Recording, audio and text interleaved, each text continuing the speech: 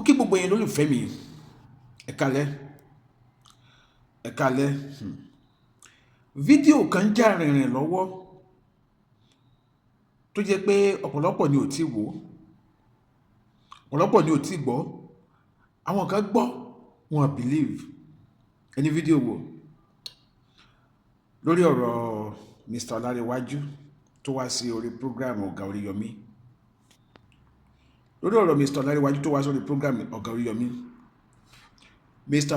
Ọlárewájú tíyàwó ẹ̀ bímọ mẹ́rin fún tí kan kò dẹ̀ jẹ́ tiẹ̀. Ó yà yín lẹ́nu. Ọ̀rọ̀ yìí ó ti lọ gan, ṣùgbọ́n màá analyze àwọn kankan fún wa lórí ọ̀rọ̀ yẹn. Orúkọ ọkùnrin yìí jẹ́ Mr. Ọlárewájú Kọ́láwọlé, ọmọ 44 years ni. Ìyàwó ẹ̀ ń jẹ́ Mrs. Stella Tóyìn. Ìkirè làwọn méjèèjì jọ ń gbé. Ṣùgbọ́n ọkùnrin yìí sọ wípé òun ṣàkíyèsí wípé ìrìn ìyàwó òun ò mọ́. Pàápàá nígbà míì tí ìjà bá ṣẹlẹ̀, a máa sọ fún un pé kó má wọ́rì, òun fẹ́ kọ́lé òun tán náà tó wọ́n á sí lọ sí ilé òun tó wọ́n á fi òun sílẹ̀. Ìyẹn ìyàwó ló ń kọ́lé o.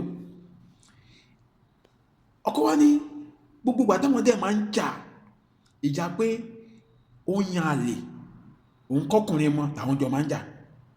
Tíjà ń bá lè ti ṣẹlẹ̀, kan tí àwọn èèyàn máa ń sọ ni pé ojú ló ń kẹ́ ẹ̀, ojú ló ń kẹ́ ẹ̀, mo fẹ́ parí ilé mi náà tí màá fi ẹ́ sílẹ̀ tí màá bá tèmi lọ, tí màá lọ máa gbénú ilé mi, tàyà lè gbà mí láti sìnkàn tó bá wù mí. Wọ́n dẹ̀ ti bímọ mẹ́rin fúnra wọn. Ìdí ẹ̀ nìyí tó kọ́ fún wa sọ pé ara wa fún pé dẹ́kun tiẹ̀ lọ ṣe DNA fún kan náà àwọn ọmọ yìí wò ó. Kó má jẹ́ pé èpò ti wà nínú àdìkámà. Ọkọ wa lọ sí DDC DNA Diagnostic Center l'Óṣogbo, níbi tó ti lọ sí DNA yẹn. Ló bá sí DNA, ló bá di pa fún, ní ọmọ bá jẹ́ tiẹ̀. Eré ní àwàdà ni, ó ṣe tẹ̀ kejì, ọmọ jẹ́ tiẹ̀. Ó ṣe ti ọmọ kẹta, ọmọ jẹ́ tiẹ̀. Ó ṣe ti ọmọ kẹrin, ọmọ jẹ́ tiẹ̀.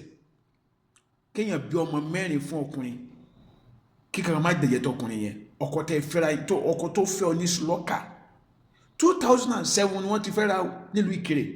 2007 ni wọ́n ti fẹ́ ra. Ṣé ń gbọ́ mi? Lọ́kọ́ sí wa ké wá sí prógráàmù Ọ̀gá Oríyọmí. Eléyìí ò kí ṣe àròsọ, kí ṣe pé wọ́n wí. Ọ̀pọ̀lọpọ̀ àwọn èèyàn ló ti wò, ẹ lọ wò. Ọkùnrin yìí ń sun ẹkún kíkorò. Òun dẹ̀ ń sọ wípé kí gbogbo ọmọ Nàìjíríà gbà ń. Now, àwọn ọmọ táwọn sọ yìí, first born jẹ́ 16 years, second born jẹ́ 12 years, third born jẹ́ 8 years, fourth born jẹ́ 5 years. 5 years ni fourth born. Ọkùnrin wọn sunkún kíkorò pé kí gbogbo ọmọ Nàìjíríà gbà ń. Kí ni ìmọ̀ràn ta ní fún? Àkọ́kọ́ fẹ́ bèrè pé ǹjẹ́ bó ṣe gbé ìgbésẹ̀ láti lọ sí DNA yẹn sótọ̀nà? Àkọ́kọ́ nìyẹn. Torí ìyàwó sì ń yarí báyìí pé irọ́ ni kóhun ò ti gbàgbọ́ pé kì í ṣe ọkàn ló ní àwọn ọmọ yẹn, pé torí òun mọ̀gbà tí wọ́n lọ sí DNA náà.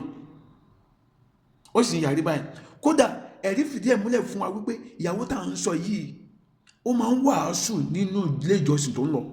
Ara àwọn òṣìṣẹ́ tó jẹ́ pé wọ́n ní àwọn ọlọ́mọ àkùsẹ́ òṣìṣẹ́ nínú ilé ìjọsìn tó ń wàásù. Ó ní òun gbàgbọ́ pé kìí sọkàn ló ní àwọn ọmọ yìí. Ìbéèrè kejì wá ní wípé kí ni ìmọ̀ràn tẹ́ fẹ́ fún ọkùnrin yìí, èèyàn tó ti wọ 44 years, níbo ni kò ti bẹ̀rẹ̀? Ó ti nára lé àwọn ọmọ yìí lórí, ó ti ẹwọ bí tó sì wọ́n dé. Kí ni kó ṣe? Ìmọ̀ràn wo lẹ fẹ́ fún? Ẹ tún wá gbọ́ tuntun, àwọn nǹkan tí wọ́n ń post pictures àwọn ọmọ yẹn sórí Facebook, different people. Ilé máa dáadáa náà lòun náà ọmọ yẹn, ilé àní òun náà ń fẹ́ òun náà mọ́.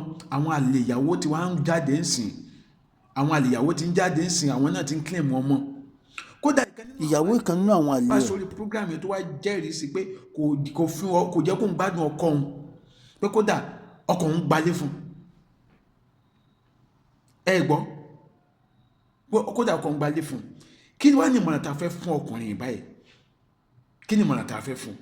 ó ní kí gbogbo ọmọ Nàìjíríà ràn lọ́wọ́ kí la rò pé a lè ṣe fún kí ni nǹkan pàtó tá a rò pé a lè ṣe fún báyìí níbo ni kò ti bẹ̀rẹ̀ kí lè ro tiyín